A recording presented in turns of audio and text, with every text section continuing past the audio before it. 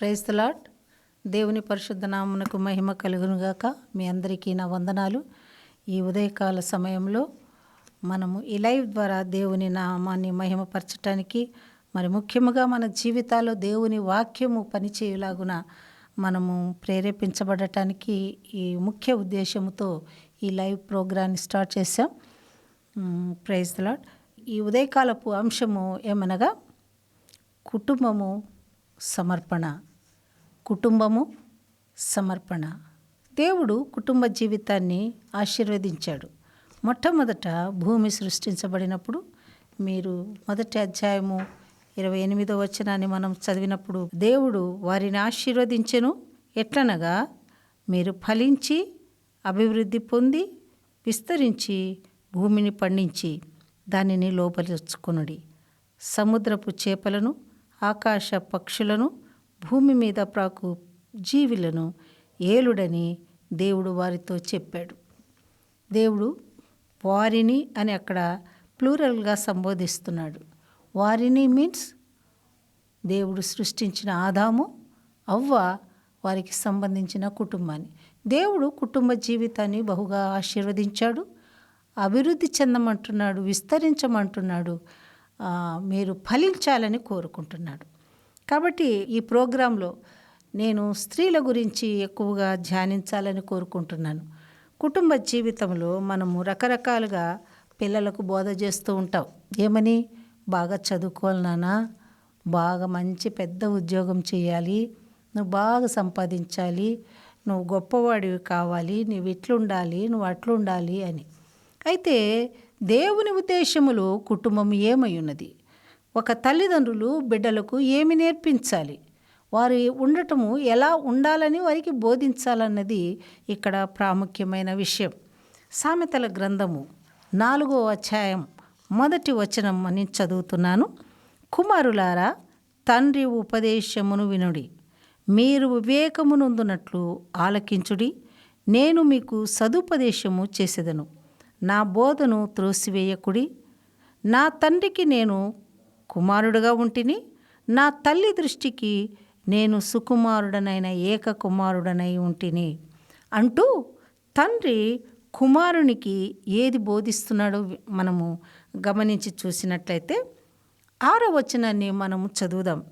జ్ఞానము విడవక ఉండిన ఎడల అది నిన్ను కాపాడును, దానిని ప్రేమించిన ఎడల అది నిన్ను రక్షించును. జ్ఞానము సంపాదించుటయే జ్ఞానమునకు ముఖ్యాంశము. నీ సంపాదన అంతయు ఇచ్చి బుద్ధి సంపాదించుకొనుము అని ఇక్కడ చెప్తున్నాడు. కాబట్టి ఇక్కడ తండ్రి కుమారునికి బోధిస్తున్న బోధ, నా కుమారుడా, జ్ఞానమును సంపాదించుకో, బుద్ధిని సంపాదించుకో. ఆ బుద్ధిని నువ్వు సంపాదించుకున్నప్పుడు అది నిన్ను కాపాడుతుంది, నిన్ను రక్షిస్తుంది.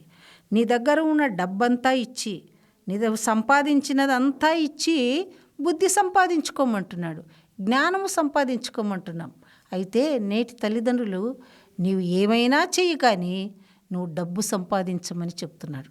కాబట్టి దేవుని మాట ఏం సెలవిస్తుందంటే, నీకు ఉన్నదంతా ఇచ్చి జ్ఞానం సంపాదించుకో, బుద్ధి సంపాదించుకో అని చెప్తుంది. నీకు ఏదైనా ఉండని దాన్ని ఖర్చు పెట్టి డబ్బు సంపాదించుకోమని నేటి తల్లిదండ్రులు బిడ్డలకు బోధిస్తున్నారు. మరి తల్లి ఏమని బోధిస్తుంది?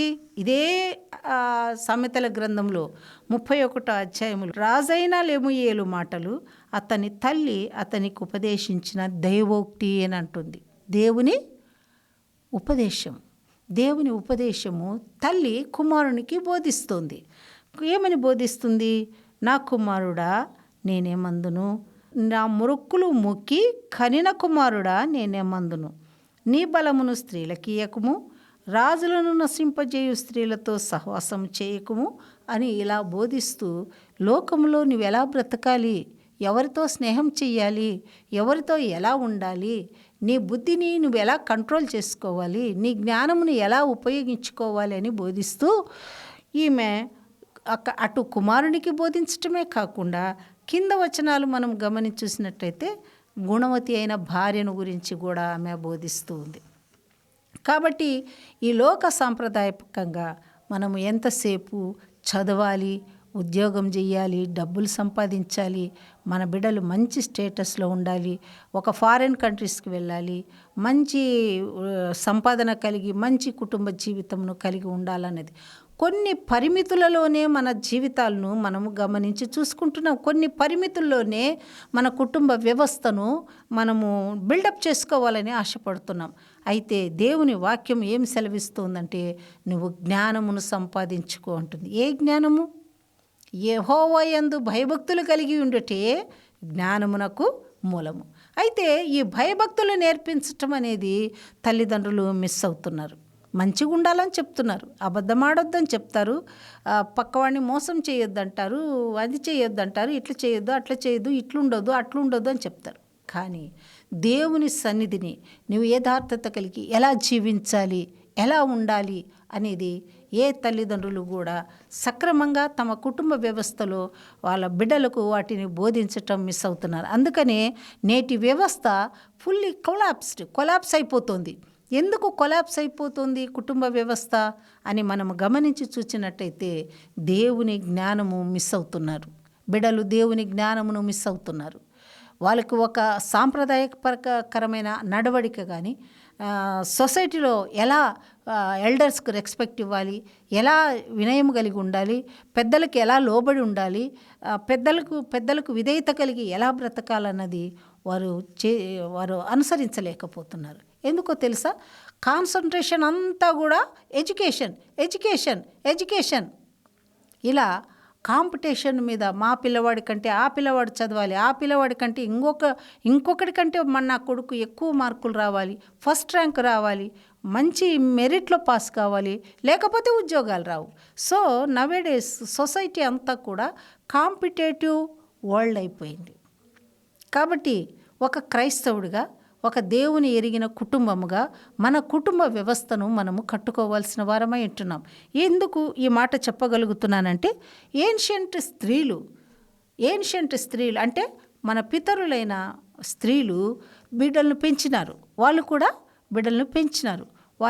వారు కొంతమంది దేశము కొరకు వారి బిడ్డలను సమర్పించటానికి వాళ్ళను ఉజ్జీవపరిచారు. కొంతమంది దేవుని కొరకు తమ బిడ్డలను ఇవ్వడానికి వారు బిడ్డలను సిద్ధపరిచారు. కాబట్టి ఈ విషయంలో మనం 1 సమూయేలు గ్రంథంకు వెళ్ళి చూద్దాం. కొన్ని మాటలు మనము ధ్యానించుకుందాం. 1 సమూయేలు గ్రంథం 2వ అధ్యాయము, 1 సమూయేలు గ్రంథము 1వ అధ్యాయము 27వ వచనం నేను చదువుతున్నాను. నేను ఈ బిడ్డను దయచేయమని యెహోవాతో నేను చేసిన మనవిని ఆయన నాకు అనుగ్రహించను కాబట్టి నేను ఆ బిడ్డను యెహోవాకు ప్రతిష్ఠించుచున్నాను. తాను బ్రతుకు దినములన్నిటను వాడు యెహోవాకు ప్రతిష్ఠితుడని చెప్పెను. కాబట్టి ఇక్కడ హన్నా బిడ్డలు లేని స్థితిలో దేవుని సన్నిధిని గోజాడి ప్రార్థన చేసింది, దుఃఖించి ప్రార్థన చేసింది, దుఃఖపడి ప్రార్థన చేసి దేవునితో ఒక ఒప్పందాన్ని కుదుర్చుకుంది.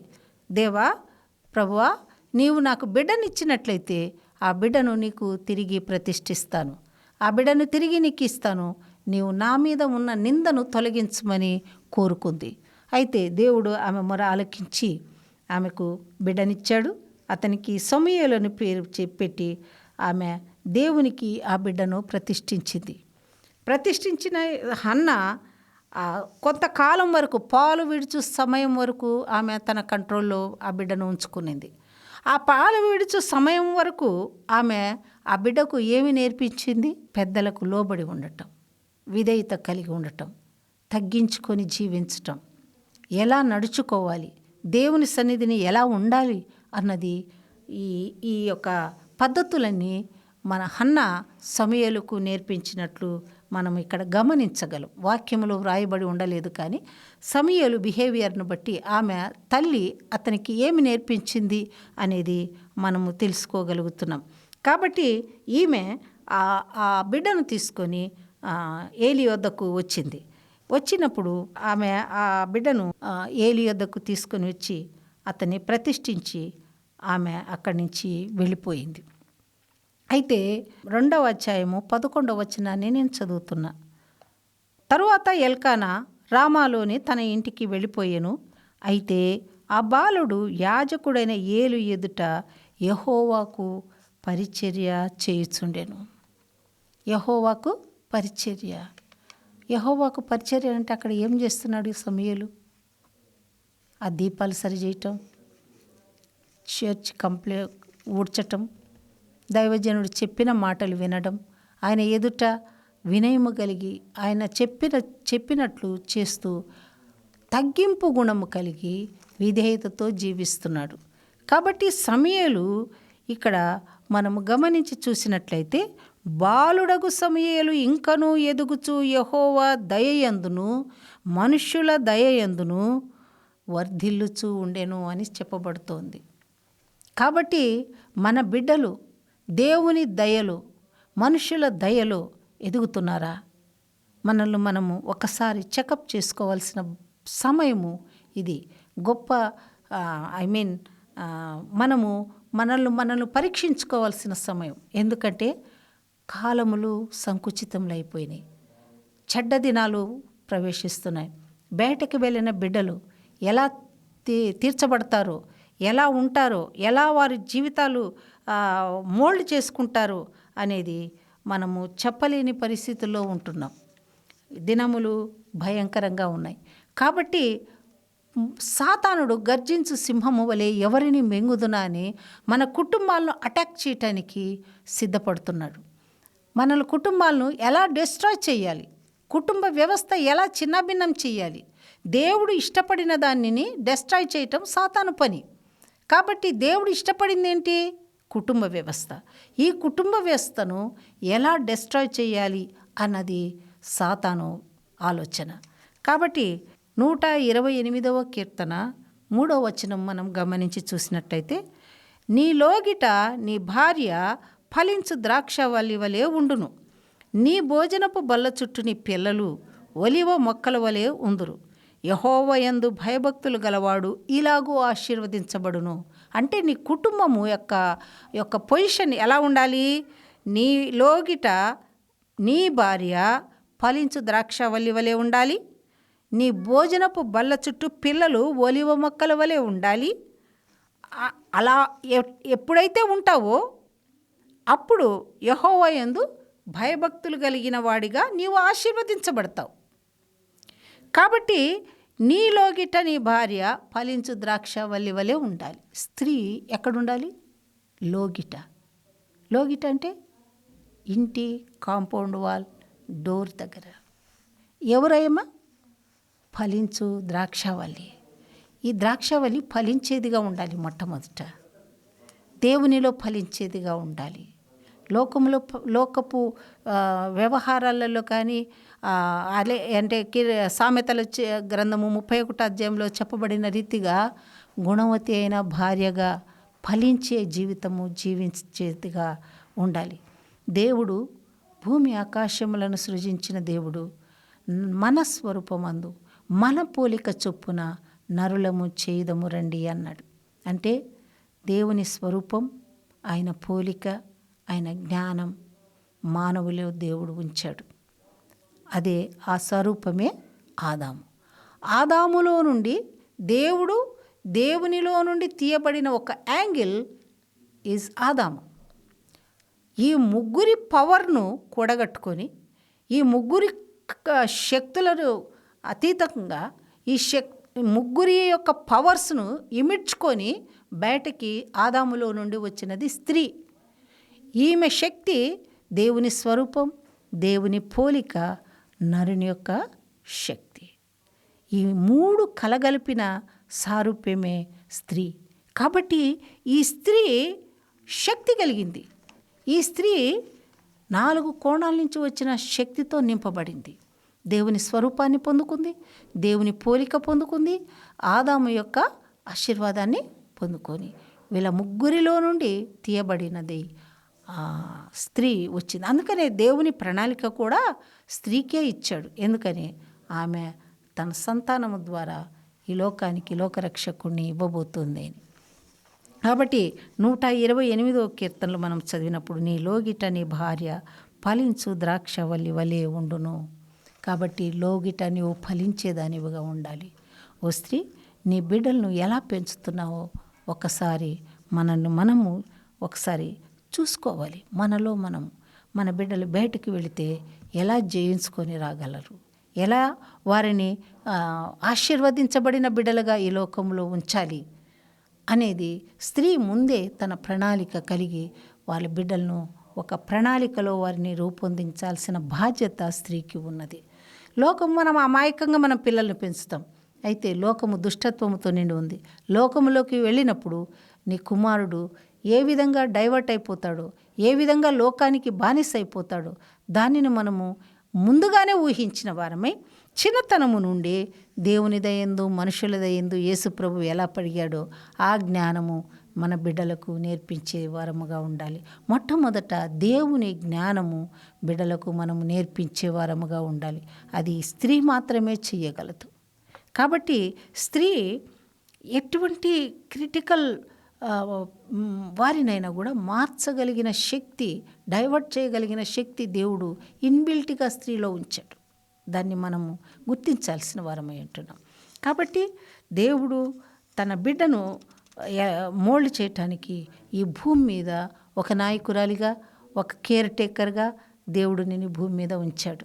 నీ బిడ్డలను దేవుని జ్ఞానంలో పెంచమని, దేవుని మాటలతో పెంచమని. అందుకనే మనం గమనించి చూసినట్టయితే దానియేలు చెరలోనికి వెళ్ళారు. వారు 13 ఏండ్ల వారుగా చిన్న బిడ్డలుగా బాలురుగా అని చెప్తారు.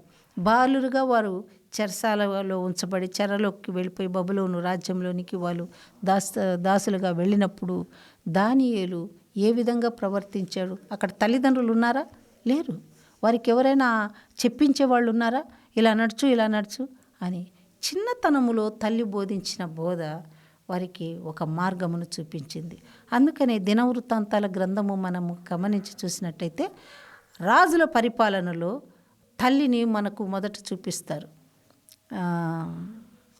తల్లిని మనకు మొదట చూపిస్తారు. మొట్టమొదట ఇంట్రడ్యూస్ చేయబడిన స్త్రీ సొలొమోను తల్లి బెర్షెబా. ఆమె బెర్షెబా తన కీ రోల్ను ప్లే చేసి తన కొడుకును ఒక రాజుగా ఉండేదానికి ఆమె ఒక మార్గాన్ని సిద్ధపరిచింది.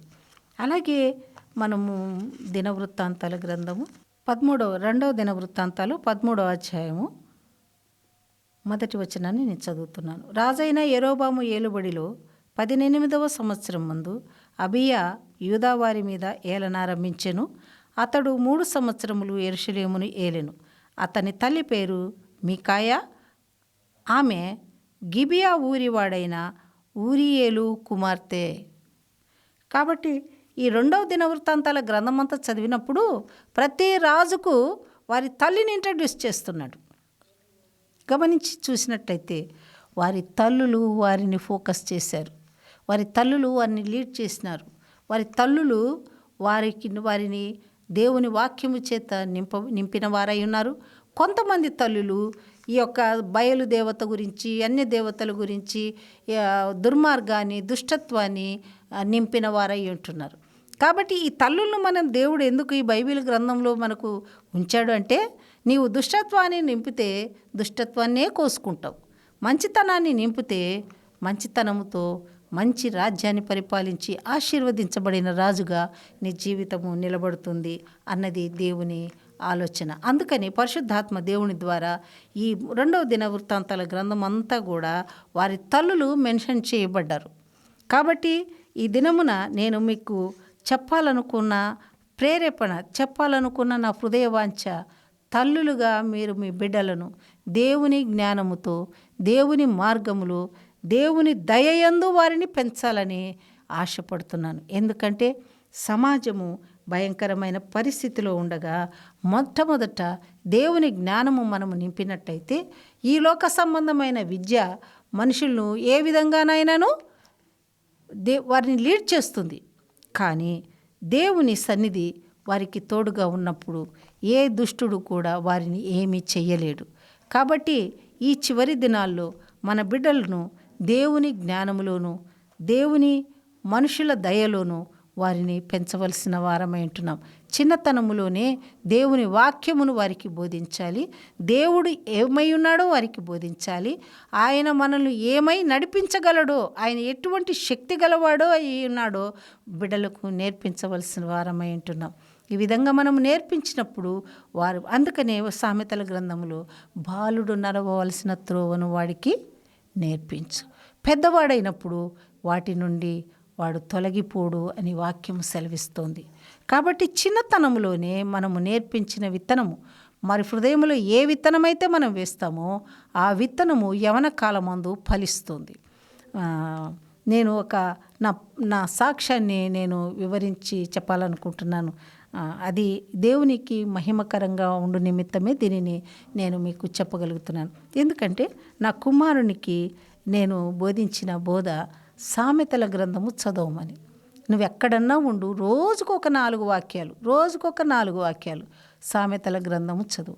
నువ్వు ఏ పనైనా చెయ్యి, ఎలాగైనా ఉండు, ఏదైనా ఈ లోకాన్ని ఎంజాయ్ చెయ్యి. నేను వద్దని చెప్పటం లేదు, కానీ ఆదివారము విశ్రాంతి దినము నీవు ఆలయంలో దేవుని సన్నిధిని కనిపించాలి. అదే నేను చెప్పిన మాటలు వాడి జీవితానికి ఒక బాటలాగా పనిచేశాయి. మొదట సాతానులో మునిగి తేలిన నా కుమారుడు ఒక దినమున దేవుని ఆత్మచేత పట్టబడి, దేవుని వాక్కుతో దర్శించబడి దైవజనుడుగా మారిపోయాడు. కాబట్టి మనము ఏ ఉద్దేశముతో మన బిడ్డలను పెంచుతున్నామన్నది ముఖ్యమైన విషయం. కాబట్టి దేవుడు ఈ లోకంలో ఎంతోమంది తల్లిదండ్రుల గర్భంలో బిడ్డలను వేస్తున్నాడు. ఆయన ఆలోచన డిఫరెంట్. పరలోకము నుండి ఒక ప్రణాళికను పెట్టి వాళ్ళని భూమి మీదకి పంపిస్తున్నారు. తల్లిదండ్రులుగా మీరు మొట్టమొదట ఆత్మీయమైన స్థితిలో ఎదిగిన తల్లిదండ్రులుగా మీరు ఉండగలిగితే ఆ బిడ్డ ప్రణాళిక ఏమై ఉన్నది, దేవుని సన్నిధిని ఆ బిడ్డను మేము ఎలా పెంచాలి అన్నది నీవు గుర్తించగలవు. కాబట్టి ఈ వాక్యము ద్వారా నువ్వు దర్శించబడాలని నేను ఆశపడుతున్నాను. తల్లిదండ్రులుగా కుటుంబాన్ని కట్టుకునే వారముగా, కుటుంబము ఆశీర్వాదకరంగా నడిపించుకునే వారముగా మొట్టమొదట దేవుని భయభక్తులు కలిగిన జ్ఞానమును మనము సంపాదించుకోవాలని నేను ప్రభు పేరట మిమ్మల్ని కోరుకుంటున్నాను. ఈ వాక్యము ద్వారా దేవుడు మిమ్మల్ని దర్శించునుగాక. దేవుని పరిశుద్ధ నామమునకు మహిమ కలుగునుగాక. Praise the lord.